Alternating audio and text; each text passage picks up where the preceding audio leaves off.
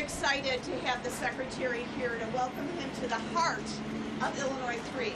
And the heart doesn't beat any faster than it's here with this great backdrop, right? The heart of transportation in our nation and Illinois 3. Today I could not be more honored to have Secretary Buttigieg here, but also want to welcome Governor Pritzker, my fellow colleagues, President Ryder, Bill Thompson, Aaron Edelman, Commissioners Biaggi and Osmond, and many other leaders from the railroad community, all of our partners working hard together here today. Today we're standing in one of the largest intermodal yards in the United States of America, the CSX Belt Railway Intermodal Yard. Rarely does a rail car traveling transcontinentally not come through here. In fact, almost 1 in 4. This site alone employs hundreds of good-paying union jobs, from freight train conductors to rail operators and so much more. The railroads we toured today represent one of the most environmentally friendly and energy-efficient ways to move goods across our nation. Without this site, cities and towns from the East Coast, right on target, right? Punctuating it all for me. Without this site, cities and towns from the East Coast to the West Coast would not receive the goods that they rely on literally every day. And this is exactly why I invited Secretary Buttigieg today. So we could show off all of these amazing technologies, but also the human power that is here today. This state, including my district, of course, should serve as a model for the country. And we talked about that inside. CREATE can be a national model very easily, and we hope it does. From commuter rail to freight lines to international airports, and not to mention transit accessibility and affordability, we are building world-class transportation systems across our communities in Illinois. So once again, Secretary Buttigieg, thank you so much for visiting our great state and my district. All of us here today look forward to building back better together in the coming months. And with that, I want to introduce the leader of our state and a fellow infrastructure nerd, I might add, Governor J.B. Pritzker. Thank you, Congresswoman. Thank you to Congresswoman Newman and to all of our federal partners that stand here today. I'm very, very pleased to welcome Secretary Buttigieg to Chicago, to the state of Illinois. We are here today to highlight the American Jobs Plan, the infrastructure bill that will help to rebuild all of the United States infrastructure. So important for the state of Illinois because we're the crossroads of America. This is where not only people, rail, transportation, carrying passengers come through every single day more than any other state, but also cargo. And we got to see that just moments ago, how efficient this operation is here at CSX. I'm very pleased to lead a state where we already have made a major commitment to infrastructure.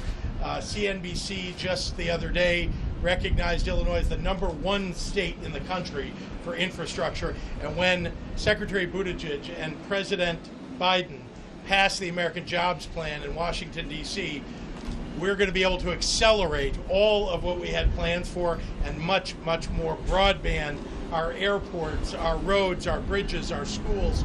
So I want to express my appreciation to Secretary Buttigieg, to, again, our congressional delegation, and to all who are involved in helping to press this plan forward.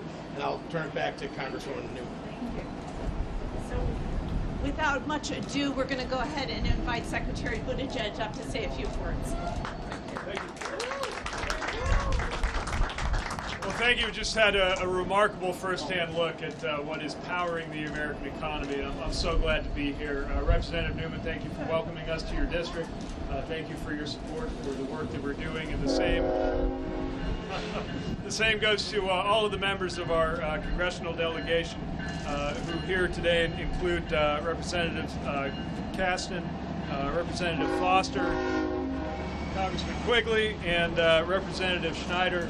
Also delighted to be joined by County President Freckwinkle, who is innovating in local government before it was cool. And so glad to be with Governor Pritzker. Governor, thank you for your support for the President's vision for the American Jobs Plan. Congratulations on earning that honor for the state of Illinois. And it really reflects what happens when there's a decision to step up and have literally have leaders putting money where their mouth is to make sure that there are investments in the future of infrastructure. Illinois has done it, local communities have done it, now Washington needs to do it, and that's exactly what we have an opportunity to do right in front of us now with the President's economic agenda and the bipartisan infrastructure framework.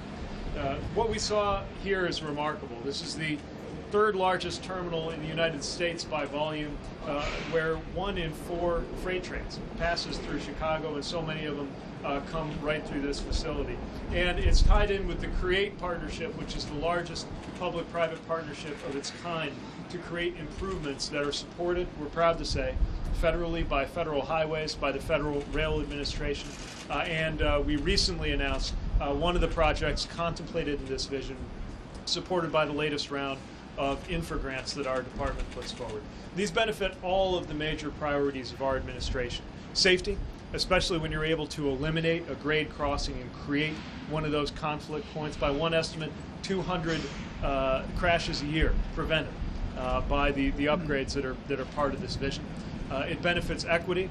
We've heard from the labor leaders who are here and from the elected leaders who are here about the work that's being done to make sure that there are more workers, including workers of color who have not historically been part of these trades, who are represented. But also from an equity perspective, it's about making sure that those safety benefits in the communities that are likeliest to be near facilities where there's a lot of freight throughput benefit.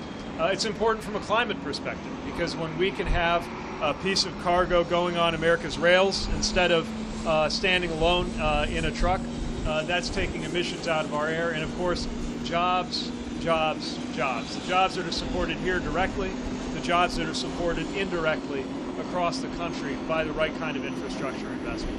Again, we see on the ground public-private partnerships getting it done. We have Commissioner Buttigieg in the city of Chicago. We were with the mayor earlier today. Cities getting it done with the resources that they have. States stepping up under the governor's leadership to put together the resources. But it is time, after far too many infrastructure weeks that turned into punchlines, it is time to actually do it. And that's what Democrats and Republicans across the country believe we ought to do.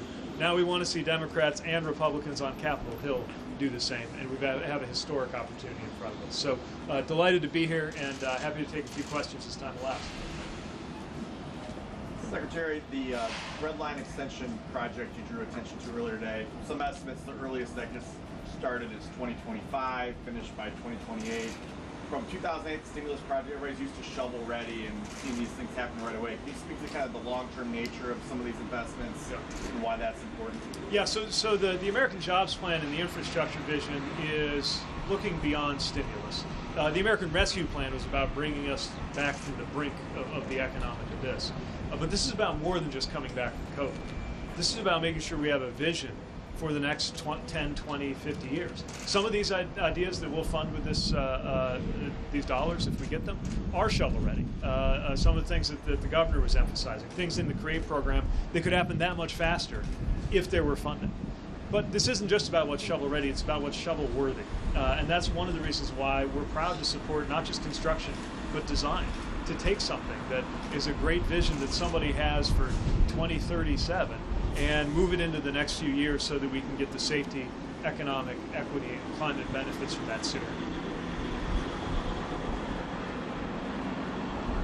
I have two COVID-related questions for the Secretary and the Governor. Secretary, there's been talk of easing the mask requirements on airplanes and on public transit. Where does DOT stand? Well, you know, like all Americans, I'm impatient for us to get to that point. It's, of course, driven by science, driven by public health, and it's something that's being revisited constantly as we see this race between the vaccines and the variants play out. What I'll say is this. Everyone can play a role in getting us to that point where we don't need these masks on an airplane or a subway or anywhere else. Everyone can play a hand in getting us to the point where we are truly back to things we used to rely on. And that's by making sure everyone gets vaccinated. That is the surest way toward being able to reopen international travel like we'd like to and be back to normal in every respect. There's been terrific leadership here in Chicago and in the state of Illinois, but there's a long way to go. A lot of people who still have questions, some people who are getting misinformation, and I thought the Surgeon General's warning about misinformation was powerful and timely, and so we need to keep supporting each other and getting their questions answered and getting access to that life-saving vaccine. And Governor, as you know, some school districts have, approved policies that make mask wearing voluntary, and as you know, kids 11 and under are eligible to get the vaccine. That's right. I just wanted to know, are you okay with that? And what do you think are the best practices for kids under 12 safe when classes start? Well, as you know, we adopted the CDC's recommendations for schools, which essentially says if you're vaccinated, you don't need to wear a mask. If you're not vaccinated, you should wear a mask. But that doesn't mandate anything. What it does is say to school districts, you should make decisions that are appropriate for your communities. So families should be involved in making decisions for their own families, and school districts and school boards will make decisions for the schools within their districts. I think that's very important, that kind of local control and decision making, because it is true that different areas of the state suffer differently from COVID-19. As you know, Missouri is one of the most difficult states right now in terms of their challenges with COVID, and it bleeds over into the Illinois side of the river in Metro East and other areas in southern Illinois. So it's important that they make decisions to keep their students safe in that area, differently perhaps than some other part of the state that's got a much lower rate of infection. Governor, following up on the masks, if you could, Las Vegas is now recommending masks inside, LA County, San Francisco. Are you considering going back to requiring masks inside, and if not, where do you stand on that? Well, as I've said for some number of weeks now, I do recommend that people who are going inside, who are with a lot of people in a room, that it is appropriate to bring your mask, wear your mask. Some people feel safer that way. It's maybe an appropriate thing for many people who are immunocompromised. So at the moment, we're encouraging people to do what's comfortable for them in those environments. Obviously, we've got rising rates of infection in certain parts of the state, and decisions will be made if those areas continue to have rising infection rates about whether or not we need to impose some different standard for those areas. If you're not looking at indoor mask mandates statewide now for any particular reason? Look, as you know, this virus has been unpredictable, and so we're always open to making changes in policy in order to keep people safe and healthy. That's been my primary concern, so we'll continue to look at that. Governor, if this bill were to pass, what impact would it have on your own transportation program, Rebuild Illinois? And does that mean things get built faster? Does that mean you're adding more projects to the list? Walk us through how that might actually take effect. Well, I think the Secretary said it best. There are projects that I think people have been dreaming about, but desiring, and that may not have started until 2028 or 2030, that we might be able to move forward as a result of this massive new jobs plan, this massive new infrastructure plan. So we're looking at all of those opportunities. We don't want to get the cart before the horse here, so to speak, but we absolutely are excited about the new projects that we could take on as a result of this major infrastructure plan. Let's give Rachel the last question over here. Mitch McConnell has promised a heck of a fight on passing this bill. I guess for the congressional delegation, can you talk about that heck of a fight, the work that still remains to be done to convince maybe some people across the aisle, your own fellow, Democrats, to vote for this thing? Well, I think we're pretty well in unity. We're all on the ground every day, and I think everybody's ready to vote for this. We got all of our priorities in there. We didn't exactly get to the optimal number that we wanted, but we knew that going in, right? And so it's always a compromise between our colleagues across the aisle and ourselves, and I think we can get this done. And I'll quote President Biden going into his meeting yesterday, let's go get this done. Thank you, everyone.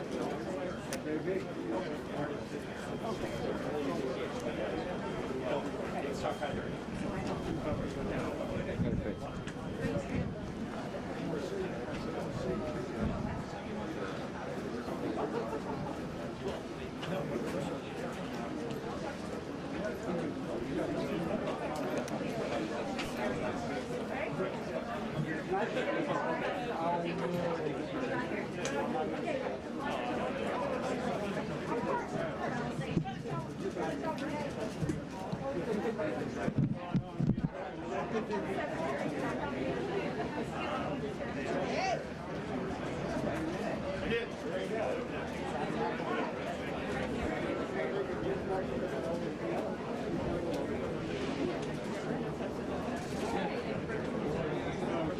need anything? I think I'm good. All right.